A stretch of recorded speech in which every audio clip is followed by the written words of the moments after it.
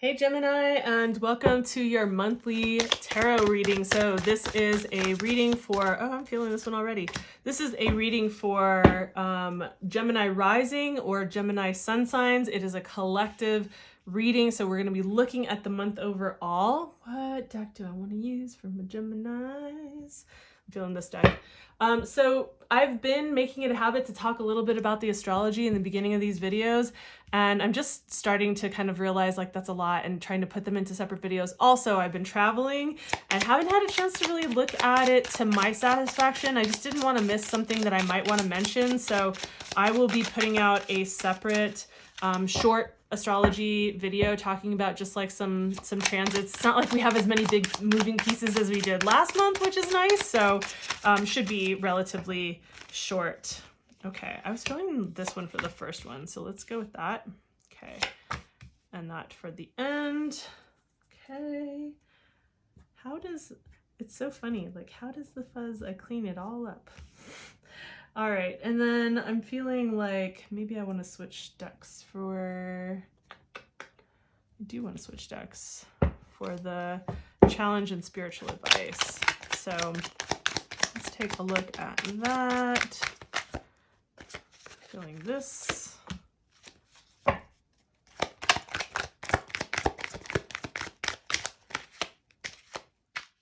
Feeling that. I like it. That's nice for some spiritual advice.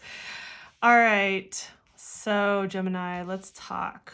So again, we're going to focus in the reading for the month on like what theme is coming up, because as you know, in a collective reading, some months it's going to be your message, some months it won't. You know, if you want specific reading, like I always say, you can always just go down to the description box below and you can book a reading with me if you want to get a one-to-one reading. So let's take a look at the overall theme for the month. It's really interesting. So Aries, Taurus, and now you guys have all gotten the same area of life. Different, like, you know, two different cards, but across three signs, same area of life. So I find that really interesting. This is what's up for you guys. So the midheaven, if you're not really familiar with astrology, let's say that to summarize like what the midheaven is, we're talking about like your career, your purpose, your path, right? Think of the midheaven as being like the highest point in the day, like noon, right? High noon, like the pinnacle, reaching for the pinnacle. So, and this can also represent your public roles, like your reputation or like how you're seen in a public role, that type of thing as well. So that's what this is all about. That's what we're going to focus the reading towards.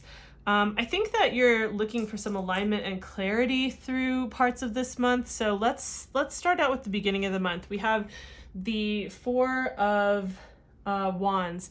I really love this. You know, related to a career path or a purpose path, I'm going to say it feels like you're going through some kind of rite of passage, like maybe taking on more responsibility. If you happen to be in something like real estate, perhaps acquiring, you know, some kind of property or land or something like that. But, you know, just also just moving into maybe a next level role of like leadership or responsibility when it comes to, you know, let's say you're an entrepreneur or you work within a business, whatever it is, feeling like some more of that is coming your way, or being able to celebrate that you've gotten through like some kind of milestone. That's another way said, right? So I like the beginning of the month. That sounds lovely. I like that. And then we come to the middle of the month and we have the Eight of Cups, right? And the reason I say like, I think that maybe some of you are doing a little bit of like, maybe soul searching, some needing some clarity, going on like some kind of journey with like, you know, we could even say sometimes that growing a business or ascending through our career is like its own kind of spiritual journey in a way.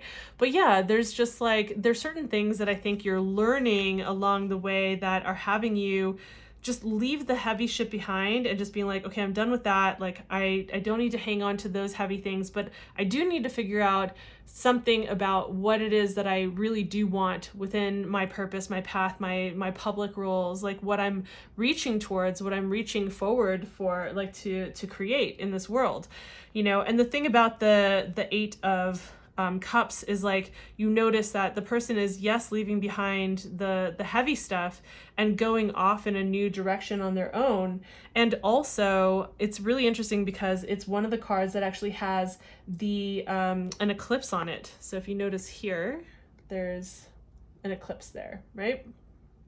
So having just come out of eclipse season, I'm gonna say that, you know, I think that this is something that probably was a theme that came up for you during the eclipse season that is worth your attention and like revisiting. Maybe it's something that's going to direct your career path. Maybe it's something that's going to have you pivot or shift in some way. Now we'll come back around to this and how I feel like that's connected. Towards the last like third of the month, what we have showing up is the Seven of Wands. And the Seven of Wands, like some people read this card as like holding the line, like holding, like you've gotten to a certain place, like you've risen to a certain place, and now you got to kind of like defend your spot and like hold that spot. And while yes, I do think that is sometimes like that's a really good read on the card, I also like to bring in the fact that sometimes this doesn't necessarily have to do with like a position physically that you've gotten to, like a promotion, or maybe reached some milestone specifically with your business, whether it's financial or not, but also the ways in which we have grown. You know, it's like anytime that we grow, and we could say up level our frequency, our habits, our perspectives, our beliefs, when we upgrade all of those things, we get tested, right? This is just like something that we probably have all noticed, is like we get tested, whether intentional or not, by sometimes the closest people around us, sometimes just the world in general, sometimes life situations, but we get tested to see like, are you able to hold this level of frequency? Are you able to hold this level of consciousness? Are you able to hold this level of responsibility, right? So like in that same sense, I would say like this is what I see as the quote unquote hold the line kind of moment here. So, you know, I think there's some like soul searching, or there's some like realizations or things to integrate, things to understand, like what needs to be left behind, you know, on this journey of like ascending, of reaching towards your pinnacle, of like growing and really moving things forward with this sector of your life. And once you kind of like have gotten maybe some clarity around that, there's just like this, okay, you might feel a little bit tested or tempted, even if it's not other people or other situations that test you specifically, you might feel tempted to fall back into what's comfortable, as opposed to holding the line with like what you're trying to grow into or upgrade or integrate, right? So then we have your challenge for the month, and for your challenge, we have the Chariot card. And, you know, this has to do with alignment. And this is why I feel like these two cards are really connected, because, you know, in a way, the turning away from what's heavy and what no longer serves and what doesn't feel good, what feels too heavy to hold on to anymore, and going forth and searching for like, what do I want? How can I create that clarity? What, like doing some soul searching in a way, like that is what actually is, I feel like, very similar to how you come into like the path and the journey of like how you come into alignment with things. And in order to really move things forward with this particular sector of your life, we're looking at alignment as being like feeling like maybe there's a challenge, and feeling like you're able to align your vision with like what you want, with like your personal life, with all of these different things, right? Like when we're talking about alignment, we're talking, you know, people will say, oh, spiritual alignment. I never really used to relate to that for a very long time. I was like, it just, the word was not something I related to about like spiritual alignment, but you could call that whatever makes sense to you about like your belief in something greater or the cosmic order of things, right? But that kind of like personal growth path is another way that could be looked at, right? So it's just like who you're growing into being, like what you're reaching towards, who you want to be in this world, what you want to create in this world, and like the desires that you have that you want to put forth, how you feel about that, what you think about that, how you speak about that, how you take action about that, like aligning all of those things, right? It's like being in alignment with what you say is what you mean, is what you do, is how you are in this world, and it is aligned with what you're creating, who you're stepping into being, who you're growing into being, what you ultimately see as like the ultimate thing that you want to create or be in this world, right? And so you might feel like some challenges are coming up around that, and I feel like these two cards are connected. I really do feel like your spiritual advice is so lighthearted. I really love this for you. And I really do feel like for a Gemini, this is lovely. Look, we're coming into Gemini season with things not feeling like so Gemini-y, right? And we have some stuff that might help that along in the month of June, which you'll hear more about in the astrology video that I'm doing. But yeah, you probably came into Gemini season feeling like, I'm not feeling this vibe, right? So I feel like the spiritual advice is saying, hey, like the solution is like lighten up, celebrate, be in community, recognize what's good in your world, recognize the good people that you do have, the ones that are like aligned with you, the ones that are of like kind, and like have those conversations, spend that time with them, have good food, good libations, good music, spend time enjoying your life.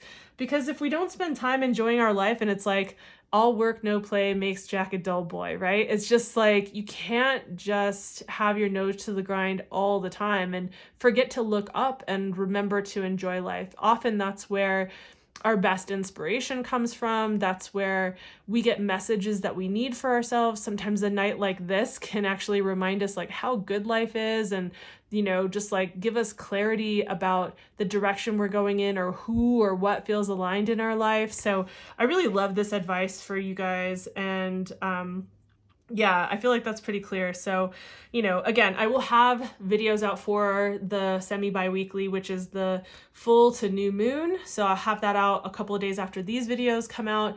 I will also have the astrology for, I'm thinking like the first half of June, out on like the 1st or 2nd. So that'll be out as well. And yeah, if this was helpful or insightful, please consider giving it a like, subscribing so that you don't miss out on any of the videos, hitting the notification bell so that you don't miss any of the videos. And I will see you guys in the next one. All right, bye.